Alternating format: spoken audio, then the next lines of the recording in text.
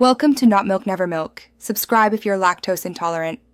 You start by importing your image and creating a layered PSD so you can non-destructively edit.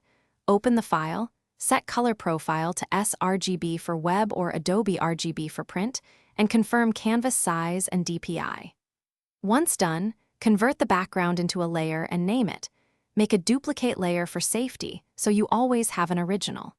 Make sure to enable rulers and guides because aligning elements early saves time later and prevents accidental cropping. Now perform core corrections. Open Camera Raw or use curves to fix exposure and contrast because tonal balance anchors everything else. Next, add selective adjustment layers, hue/saturation, color balance, with layer masks so changes are targeted and reversible.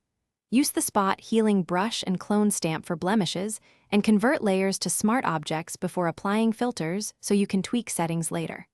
Once done, check edges and composition using the crop tool and the rule of thirds guides to refine framing. To finish, flatten a copy for export while keeping the layered PSD. Sharpen non-destructively with high pass on a duplicated layer set to overlay, and check at 100% zoom. Then export as with the right format.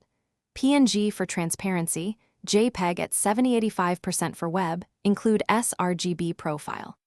If you see banding, add a tiny amount of noise or dither. If halos or artifacts appear, reduce local sharpening. Revisit masks or undo smart filter steps. This one troubleshooting tip usually fixes most export problems.